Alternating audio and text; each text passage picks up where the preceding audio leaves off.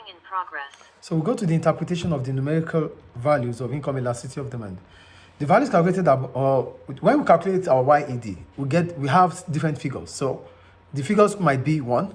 If the 1, it could be greater than 1. So if the value we get in the course of calculating our YED gives us a value or figure that is greater than 1, it means that the demand for that product is income elastic.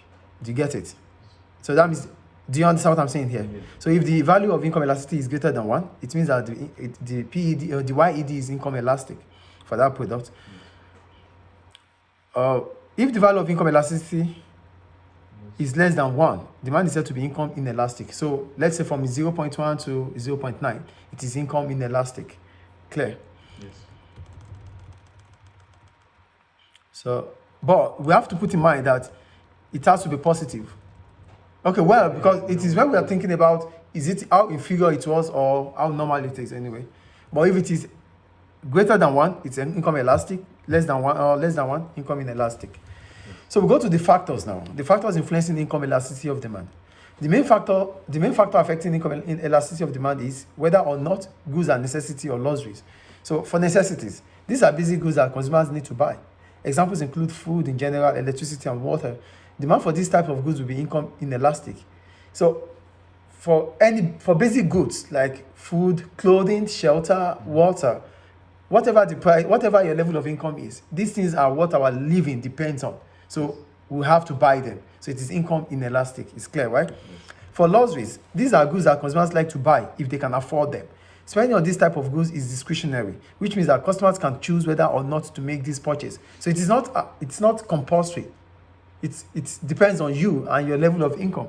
So you can only you choose to buy these things if your level of income can afford it. Mm-hmm. So they are luxury. So whatever this type of goods are, their demand is always income elastic.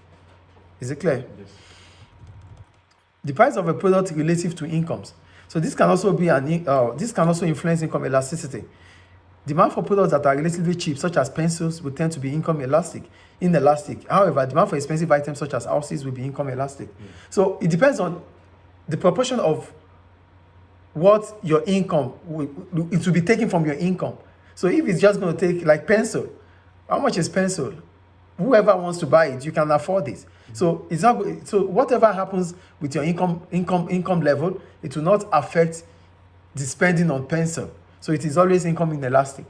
Do you get it? Yes. But for cars, for houses, these ones their prices are high. So your level of income, if you have to pay for those things, if your level of income falls, you won't be able to afford such. So those type of goods are always income elastic. Do you get it? So if the proportion of what you have to spend as your income is just so little, it will be income inelastic. But if you have to spend large proportion of your income on certain goods, those goods that you have to spend large proportion of your income on are always income elastic. Mm-hmm. The ones that you spend less proportion of your income on are income inelastic. Is it clear? Yes. So that's about that.